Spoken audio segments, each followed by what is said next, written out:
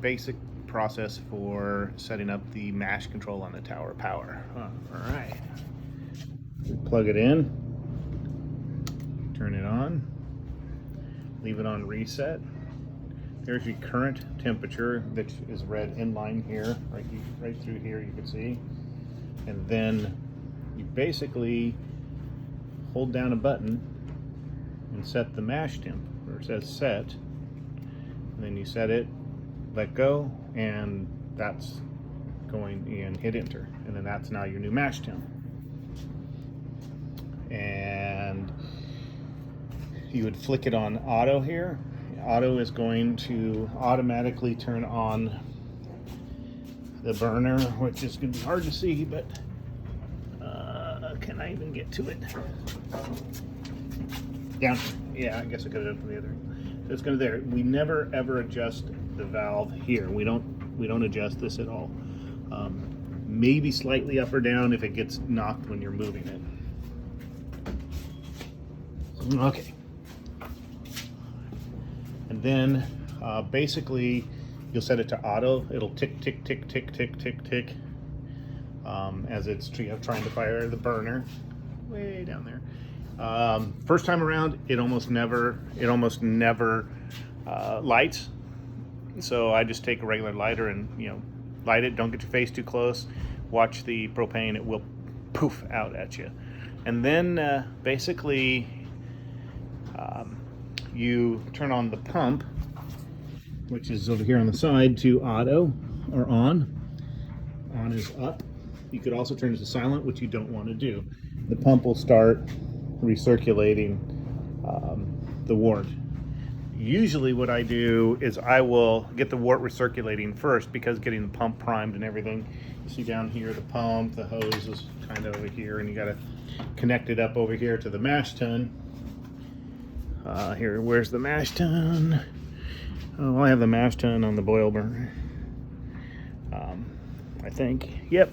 But yeah, so you'll see the mash tun there is going to connect to one of these hoses over here. This is the inside. Oh, there we are. The end is going to connect to here, and then the other side is down here for the pump. Pump goes up from the bottom up through here. Now, one of the critical things is controlling this valve. If you have it up open fully, like that, it will drain the mash tun. So ultimately, right around here, I usually keep it around this flow level here. I don't adjust this. This means that it's not going to drain the mash tun, and it'll basically just start beeping. The float in here will drop, and it will just beep over here because you have it on auto. So you don't want that beep. Also, every time the burner fires, when it's on recirc, it's going to beep to let you know the burner is firing, and that way you don't say, freak out and go, why is it going off and beeping? And if it doesn't beep, that's a problem. And pay very close attention to ever setting it to on. If it's on, it's not going to shut off. So you can leave it on if you want to just turn the burner on and boil water. But if you don't pay attention, and I've not paid attention, it'll overheat the mash because you had it on instead of auto to shut off and on. And as well as you want it, the auto also beeps when it doesn't fire, and occasionally it'll blow out if it's really windy. It's only happened a couple of times. I usually put a board or something to block the wind, but I have had it where I turned it to on and I've overheated the mash to 180, 190, and mashes do fine that way. No, they don't. All right, so that's the basics. And then when you're done, you just shut it off. This shuts off the tower power. It does not shut off the pump. The pump's always there. Quite often when I'm priming the pump, I always do it on silent instead of on, because it'll just beep there as it's trying to prime, and you just turn it off and on. You wiggle, you have to bring this line up and down. I usually slide this up and over the barb fitting. These hoses are 4 or 5 years old. You might consider changing them. They've been fine for me. I After every brew, during brew day, I heat water to about 150 degrees. I run PBW through the mash tun. I run PBW, and that's recirculating through the pump and through the flow valve. I've never taken the flow valve apart. I've never taken this apart. I've never taken this apart.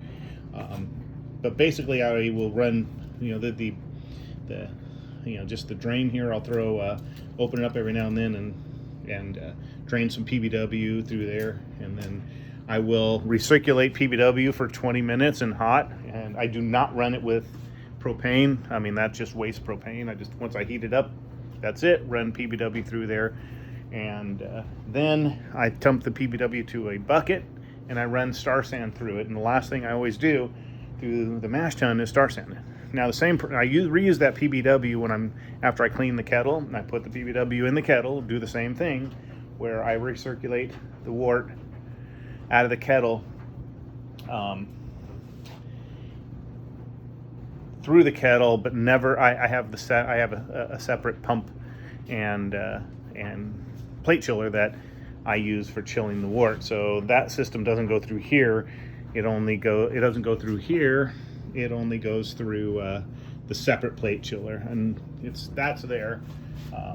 Included with the system is that plate chiller, but not the pump or the inline valve. If you want an inline valve, I think I have an extra one, but I don't.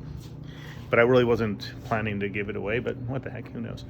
I may be generous that day. And that's it in a nutshell. So once you moved from mash to the kettle, and you'd said, okay, you shut off the mash temperature, and you want to move to the kettle, you simply move the valve from here to here. Of course, you have this hose sitting on here because the wort's going to come up the pump through the valve now this way and come to the kettle.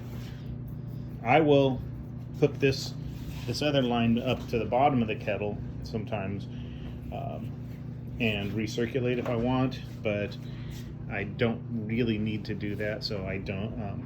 I've done it in the past. You could also do the same thing where you hook the bottom up to the kettle, and you can have the top come up and just go through, and then you can also clean again through the pump and recirculate if you wanted to clean the pump twice, or wait to clean the pump until after you've done brewing. I think I'm giving you this pre-chiller coil because I didn't really need it, and it came with the system and I never used it, the carboy cleaner, and this screen. What I use this screen for is, obviously it's a hop screen, or hop spider. I typically find that it holds a whole lot of wort, and a lot more than I want. So what I do is I use a hop sack, or this is a 400 micron. I have an 800 micron. I'm sorry, this is 800 micron. I have a 400 micron that I use, and I typically use that one, although it's doesn't go as deep as this one. This one works fine. I don't like how slow it takes. And plus you have to lift it up this and suspend it, which I've done in various ways to let the wort drain out, and then I end up using a spoon to get that wort to drain out. And you see, you kind of have to lift it pretty good to be above the wort line when you're done brewing. What I often do is just put the top hose into the screen when I always put the top hose into the screen when I'm transferring from the mash tun to the kettle. And since you don't have to Vorloff, it doesn't mean there's no particles. It simply means you don't have to Vorloff. So this captures all the particles, and then I rinse them off.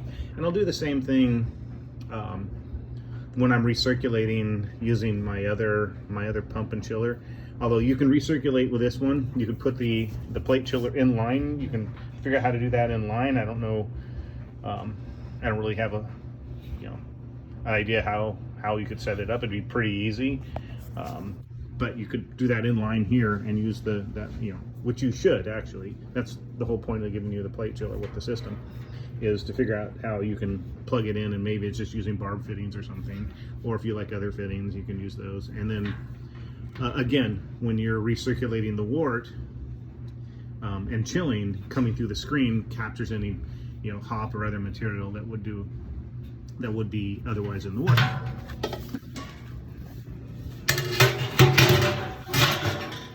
This filter I've never used, but it came with a system, and so I'm giving it to you. I have an extra carboy